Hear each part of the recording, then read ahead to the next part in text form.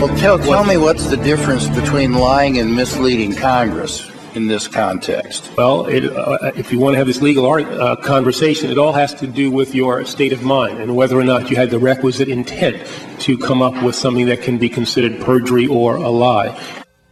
That was an exchange from a House hearing on the Operation Fast and Furious gun-running sting with Attorney General Eric Holder getting a little Clintonian when asked about what it means to lie to Congress. And this is Power Play. I am Chris Stirewalt, Internet, and welcome to Studio 3 here on a fantastic Friday in the Washington Bureau of Fox News. And isn't it our good fortune to have back with us Christy Setzer? She's the president of New Heights Communications, and she's the former Iowa press secretary for Vice President Al Gore. All true. All true. She's owning all of that. And Ford O'Connell, former McCain-Palin presidential campaign advisor and the chairman of Civic Forum PAC. We have scoured Washington and found two representative examples of the red team and the blue team. They are here, well, actually better than representative samples of the red and blue teams. They are here to smarten us up and tell us what the politicos are thinking. Okay, Christy and Ford, Catherine lays out a lot of these legal issues, and Eric Holder finds himself at the crossroads of all of these things, fighting back with Arizona and Alabama over illegal immigrants, pushing back against states that are trying to crack down on voter fraud, doing all of these things that really have made him a celebrity cabinet member and made him a real hero for a lot of Democrats who see him as the guy. Conversely, though, he's become a real rallying point for Republicans over this Fast and the Furious stuff, and a lot of the same things that Democrats like him for. So let's explore this question, Christy. Is Holder a net positive or net negative for Obama heading into the election cycle? I'm going to say that he is neither, because I can't think of a single person who's ever voted for a president or against a president based on one of his cabinet secretaries. I think you only have to reach as far back as Donald Rumsfeld, probably, to find a cabinet secretary who has been that it's not a determining thing, but becomes a symbol of a larger complaint or larger concern that people have about an administration. Sure. I mean, okay, so fine. So let's take it on the issues there. I would say that this has been lightning rod for the right. I would say that Republicans have been using the Fast and Furious example as sort of a partisan weapon. It does not seem to people on the left that Republicans are really trying to get answers here. It looks as though they're trying to shame and embarrass the administration more than anything else. Meanwhile, Eric Holder has taken it very seriously. He said it's a tragic failure. He's had DOJ appoint an inspector to conduct an internal investigation. He's complied with all these hearings, et cetera. I mean, he's basically done what you need to do in these situations, and it doesn't seem as though there's any real evidence that he knew about some of these more controversial tactics before they became public. And now a word from the arched eyebrow of Ford O'Connell. Ford, what say you? Net negative. Net negative. We're heading for a very tight election, and two states where President Obama is not doing very well are Florida and Ohio. Okay. And aside from being perceived as being weak on the economy, he's being perceived as not being a strong leader. And as long as Eric Holder continues to sort of start out with the ostrich with the head in the sand, and now it's on to what is, it seems that the president's dragging his feet. And given that independents and working class whites are not very happy with the president, don't seem as a strong leader, I could see this coming back to bite the president and dog him if he does not plan his exit strategy now. Okay. Well, whatever the case, Power Play today that I wrote that you can get at foxnews.com/politics talks about this and basically how at this point in the cycle, probably like with Donald Rumsfeld, it's too late to do much about it except try to ride it out. And the big issue is going to be whether Holder can keep his cool and push through all of this, because as you saw yesterday, he has had about enough of this sort of impertinence and compared Darrell Issa to Joseph McCarthy. And once you've gone there, it's hard to take it back to can't walk that one back. It's hard to go back to, hey, can't we all just be friends? Okay, we have to take a quick break, but when we come back, we're going to talk about what I know you want to talk about, Internet, and I'm sorry that we made you wait for, but we had to talk about this stuff, and that's the 2012 Republican nomination process. We've got new Fox polls with lots of interesting insights about why Newt Gingrich is in the lead, what kind of general election candidate he would be, all of that stuff. It's really good. So here's what I want you to do. Get in the chat. Tell me, and this is the question. Is Newt Gingrich the most electable, as he says, the most electable person who is more conservative than Mitt Romney in the Republican field? Most electable, the Gingrich standard, most electable, more conservative than Romney. Does Newt Gingrich meet that double definition? Put it in the chat, or you can hit me directly on the Twitters at C. Stirewalt.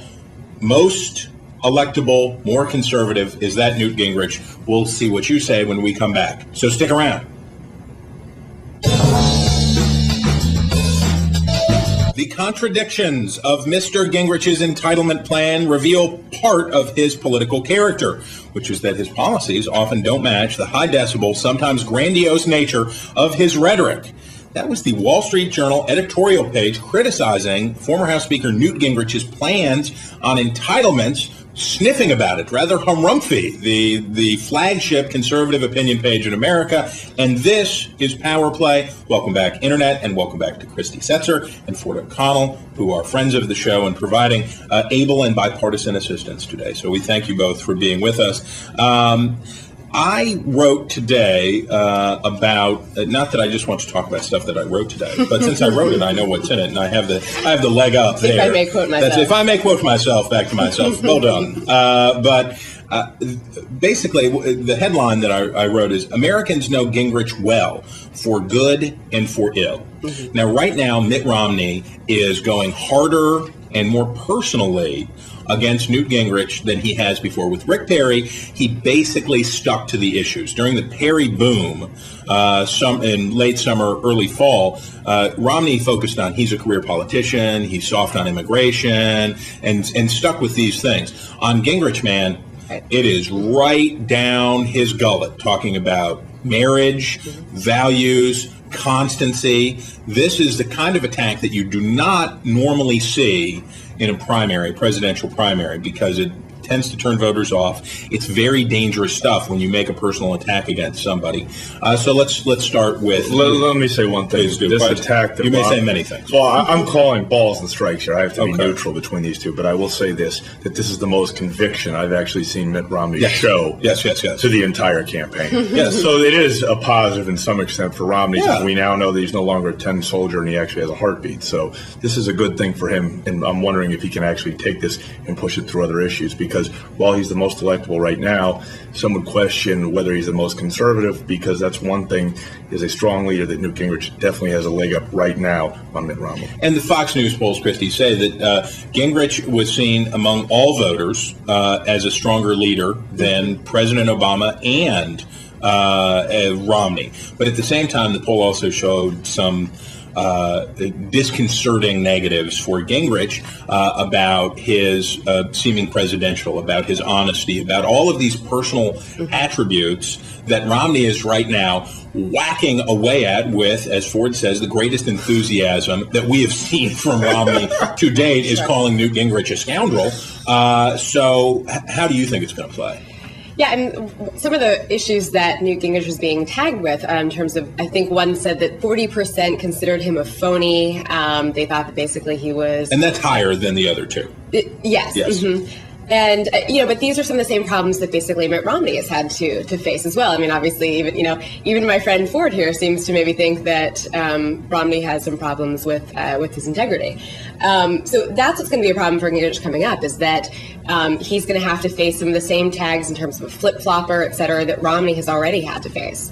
But, one thing that's interesting is that, as you mentioned, Romney has tried to make this contrast in terms of, marriage and his wives. And I've been married to the same woman for 26 years, he says, contrast that. 43. Oh, sorry about that. Sorry. And that's actually going to paint a nice contrast if Newt Gingrich does get the nomination for the general as well, because you also have President Obama with his lovely, wife and two kids. Peter Richter, I want to share with you, Peter Richter, who says in the chat, Newt is no conservative, uses 4 exclamation points, I think, to suggest. And this is what we're hearing, Ford, from a lot of Ron Paul backers, Rick Perry backers, and people who are out there that are saying, are you kidding me? This guy has had more liberal positions.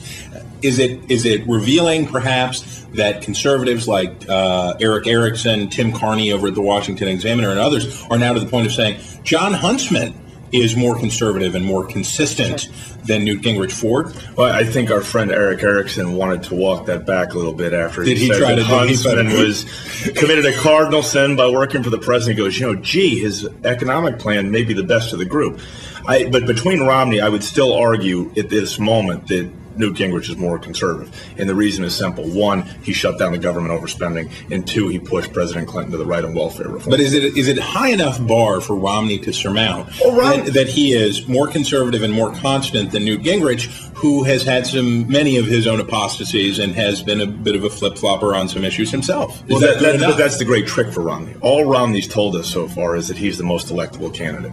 He has not shown us why he's a fighter and why he can be a strong conservative leader. And that's the big difference. And if he can overcome that, then he's going to win the nomination. If not, Newt Gingrich is in a good position if he can get the organization together. So we're going to see. It's really up to Romney to make the argument. If Romney doesn't, it would not shock me if somebody else won the nomination. And that's just it, isn't it? That in the end, Romney doesn't have a Gingrich problem. He has a Republican problem. Right. Is that 3/4 of the Republican electorate still doesn't feel the fire. They don't feel like he's their guy and that he's not enough. And you would have to think, and you've seen how it goes in Iowa for the blue team, is that this can happen pretty fast. And what seems like a long time to say, well, or what seems like a short period of time, well, it's only 3 or 4 weeks till we get to the caucuses. Things could change dramatically in Iowa. And New Hampshire, being the contrarian bunch of flinty Yankees that they are, always love to confound the conventional wisdom and give Hillary Clinton the nod in 2008,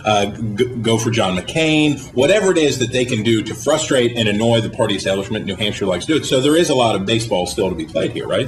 Sure. Yeah, I think Newt Gingrich's problem is not going to be in Iowa, where it seems like he's actually in a pretty good position. He's peaking at the right time. There's only 3 weeks left. It's going to be the long slog that comes after that. He's already having ballot problems and, getting on the ballot in Missouri and Ohio, et cetera. And as you said, right, there's a really long time for him to implode. That people tend to think that Newt can be good for only short periods of time before he goes on a Mediterranean cruise. Absolutely, if Romney can't find his sort of inner Romney and Gingrich gets a quick strike between Iowa, New Hampshire, South Carolina, and Florida, it's going to be really tough for Romney to come back, even with that lull between Florida and Super Tuesday in terms of going back out at Gingrich. So I'm just saying Romney's got to be worried in the sense that he's got to find his inner conservative, and he's got to find it fast. Or find the things. And all Romney really has to do is find those 3 or 4 things on which, and he's done this with immigration in the past, he's tried it on national defense, but that's more complex. That's a more fraught issue in the Republican field. But he needs to find those 3 or 4 things.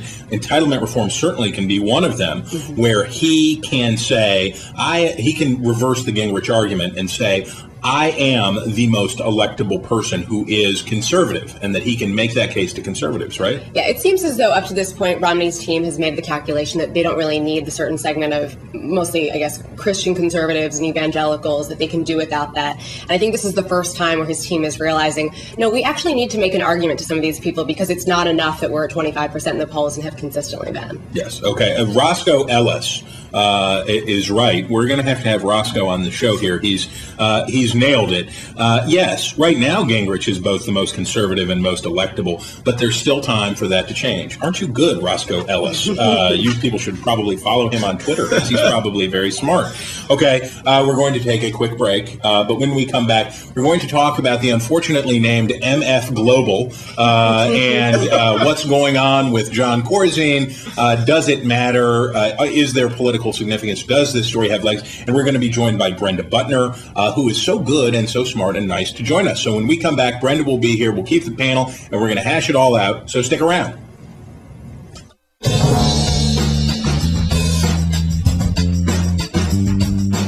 I never intended to break any rules. I certainly would never intend to direct or have segregated funds moved.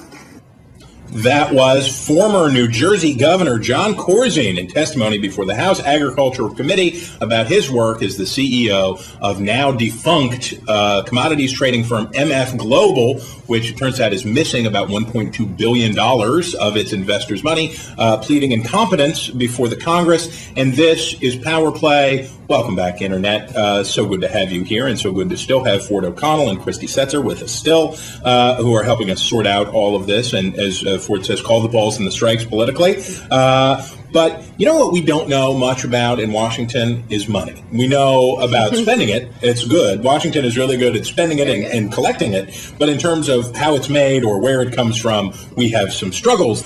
Okay, so at first I was very skeptical, Christy Setzer, about whether the Jon Corzine thing could stick. Yeah, the Republicans had fun with the video of him, of Vice President Biden, who has a gift for overstatement. He is literally the first person I called. He is the smartest guy I know, saying all of it. It was like a late night comedy, like extravaganza, like really, that guy? And I thought, this doesn't have legs beyond that. It's a punchline and then it doesn't go. Then I saw his testimony yesterday and he was like, bad. He did not look reassuring. He looked like he was a mess. Is there real vulnerability for the administration here?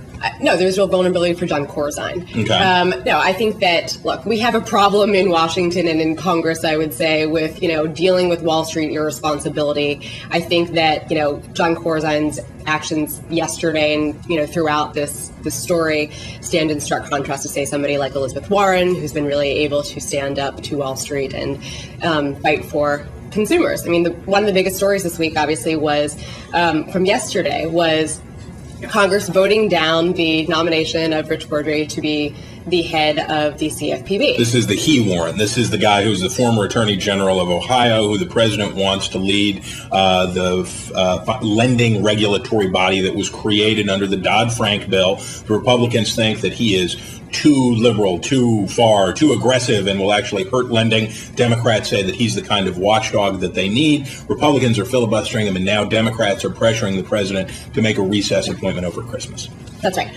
So I think that, that Republicans are going to try to tie the administration to the problems of Jon Corzine. I applaud Brenda for being able to bring in George Soros to her story there. You never know.